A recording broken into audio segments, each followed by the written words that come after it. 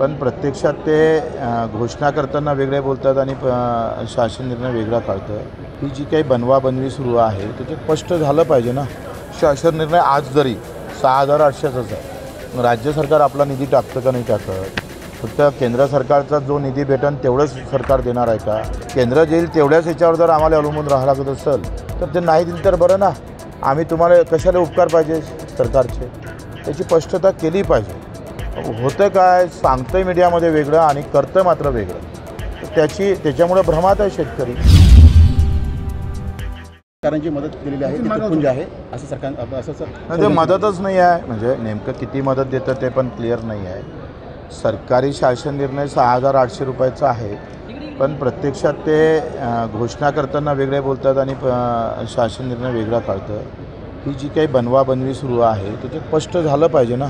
माझं काय मत आहे का तुम्ही एकदा सांगा तर खरी का आम्हाला हेक्टरी एवढी मदत भेटतं का पंजाबच्या धर्तीवर दिल्या जातं. त्याबाबत स्पष्टताच नाही आहे. फक्त दौरे करतं आणि टी व्हीवर मीडियावर वेगळं बोलतं. प्रत्यक्षात शासन निर्णय आज जरी 6,800च आहे, राज्य सरकार आपला निधी टाकतं का नाही टाकत? फक्त केंद्र सरकारचा जो निधी भेटेल तेवढंच सरकार देणार आहे का? जसं पंजाबच्या राज्यानं काय केलं का केंद्राचा प्लस राज्याचा निधी असं करून 50,000 दिले. आम्ही राज्याच्या निधीची अजूनही घोषणाच करत नाही आहे. केंद्र देईल तेवढ्याच ह्याच्यावर जर आम्हाला अवलंबून राहावं लागत असेल तर ते नाही दिलं तर बरं ना.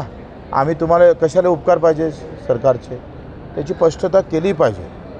होतं काय सांगतंय मीडियामध्ये वेगळं आणि करतं मात्र वेगळं. तर त्याच्यामुळे भ्रमात आहे शेतकरी आणि हे मोठी अडचण आहे. काय होतं आहे का याच्यामुळं जो हिंमत हारलेला शेतकरी आहे तो आत्महत्याकडे वळू नये तेवढ्याच अपेक्षा आहे. किमान त्याची आत्महत्या थांबल त्या शेतकऱ्याचा तेवढी काळजी घ्यावं तुम्ही. तेवढी काळजी घेता येत नसेल तर मग करता कशाला? राज्य फक्त आम्ही पाहतोय तुमच्या काही ठराविक लोकांसाठी चालवता का?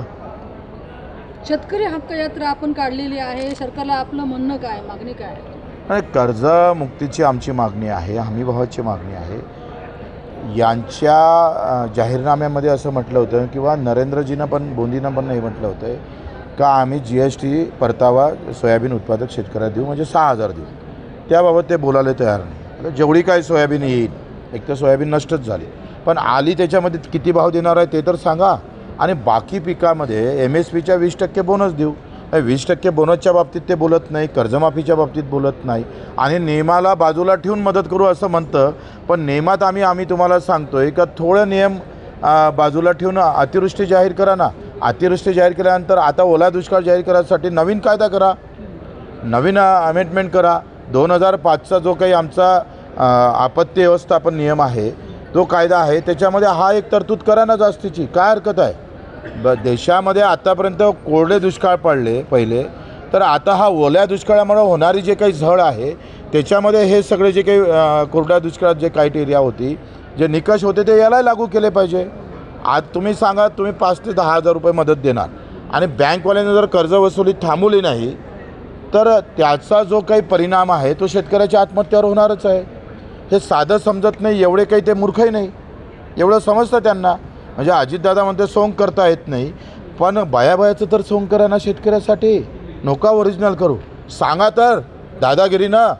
जे दादा आहे तुम्ही अजितदादा मोठ्या आवडीनं लोक म्हणतात का एकदा शब्द तर दादागिरीसारखे काढा ना शेतकऱ्यासाठी. होय घाबरू नका, मी आहे. काय झालं तर आमचं बजेट खाली, पूर्ण बजेट तुमच्यासाठी लावू, पण शेतकऱ्याला उभं करू. एवढं बोलण्यातही तुमच्या येत नसेल, तुमच्या तोंडात ते येत नाही हो. केवढे दुर्दैवी लोक आहे का अशा वेळेस ताकद दिली पाहिजे.